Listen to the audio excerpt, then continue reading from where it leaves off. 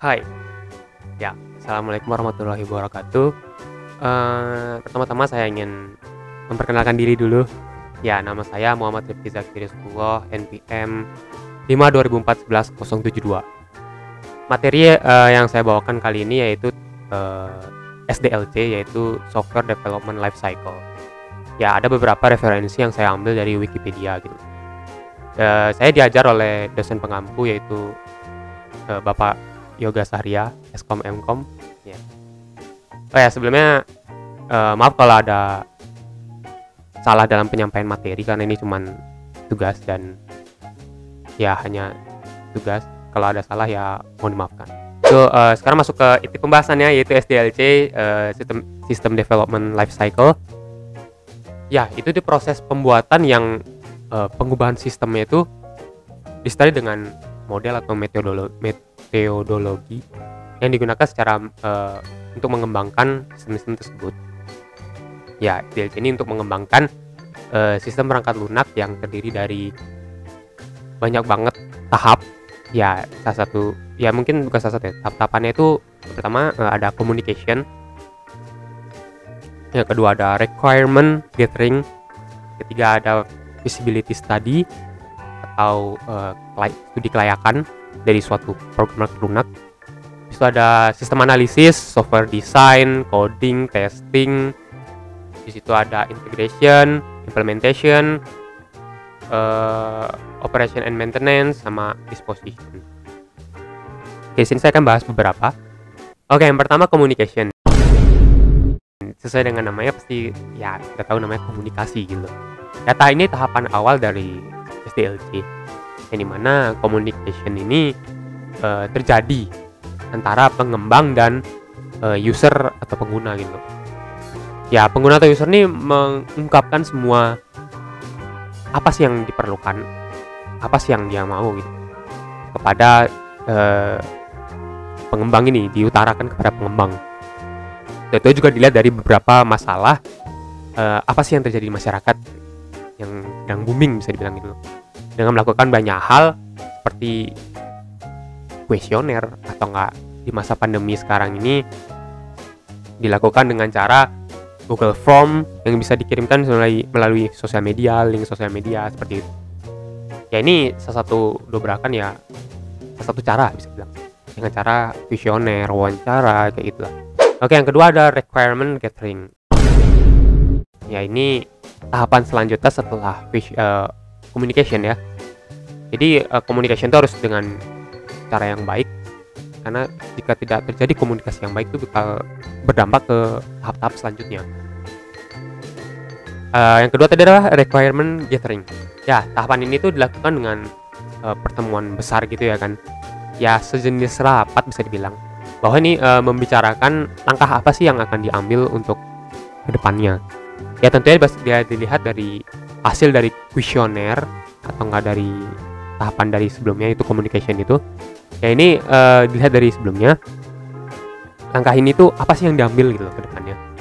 Ya, ini merupakan awal dari pengembangan ya bisa dibilang ya. Karena ini data-data yang sudah diambil dari user atau pengguna itu kita analisis gitu loh. Dianalisis di rapat yang benar-benar sesuai dengan keinginan dari user atau pengguna gitu loh. Ya, yang menghasilkan produk atau program yang sangat-sangat berkualitas serta sempurna gitu secara kasar loh. Ya, memang sih kita tahu kalau itu tuh nggak sempurna secara langsung ya. Ya kali langsung baru buat sempurna gitu kan, tidak mungkin gitu loh. Pasti ada perlunya pengembangan, namanya pengembangan software itu kan pasti ada pengembangan, maintenance, dan pastinya ada error juga. Nggak mungkin nggak ada error gitu kan. Jadinya pasti ada pengembangan gitu. Dan rapat ini kayak gimana sih? Ya mungkin sedikit yang saya bilang mungkin ada beberapa cara mungkin ya. Seperti saya bilang tadi. Yang pertama mungkin ada wawancara gitu loh. Ya, wawancara ini dilakukan oleh tim di TA atau tugas akhir itu pasti ada penguji gitu ya, tim penguji gitu ya. Nah, ini kayak sama kayak gitu ya, tim analisa yang diberikan apa? Tim analisa ini kepada klien atau ya user lah bisa dibilang, untuk menanyakan apa sih yang mereka butuhkan untuk program perangkat lunak ini, apa sih yang mereka perlu gitu loh. misalnya perlu ini, perlu itu gitu kan. Nah, yang kedua tuh mungkin dengan cara kuesioner, dengan membagikan beberapa pertanyaan kepada user. Ya, ini kan pasti terhalang dengan jarak dan waktu gitu loh. Jarak mungkin yang sangat jauh atau gimana. Apalagi di masa pandemi ini susah banget untuk berkomunikasi ya kan. Apalagi dengan jarak jauh tuh perlu dengan komunikasi yang baik juga. Ya, bisa dengan melakukan kuesioner seperti yang saya bilang tadi. Misalnya dengan Google Form, link apapun itu. Misalnya sekarang kan ada Microsoft Excel gitu ya, Microsoft Excel yang apa sih yang online tuh, yang bisa diisi dengan berbarengan itu loh. Ya, mungkin Anda mengerti. Ya, dengan kayak begitu juga bisa mungkin. Selanjutnya itu dengan prototyping, misalnya dengan membuat program perangkat lunak yang beta, semi beta.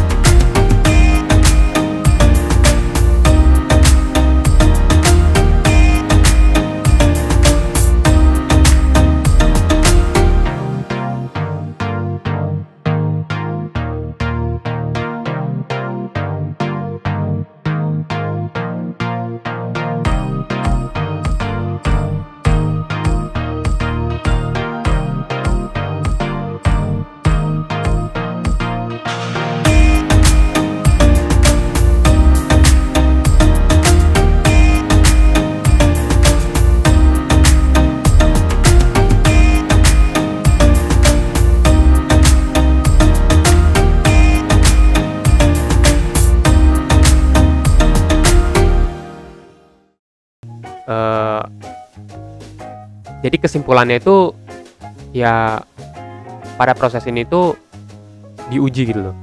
Jadi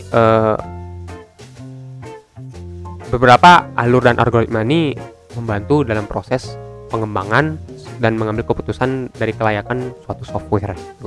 Selanjutnya ada sistem analisis. Nah, dari namanya ini saya diketahui bahwa ini bakal dianalisa gitu loh. Jadi pada tahap ini tuh masih belum dieksekusi dari suatu program itu ya, maksudnya belum dibuat gitu ya. Jadi masih dianalisis. Ya artinya masih prototyping dari beberapa sebagai pengembangan gitu ya. Sebagai pengembang kita ini menetapkan alur atau rencana gitu loh. Roadmap untuk perencanaan dan mencoba menciptakan mode perangkat lunak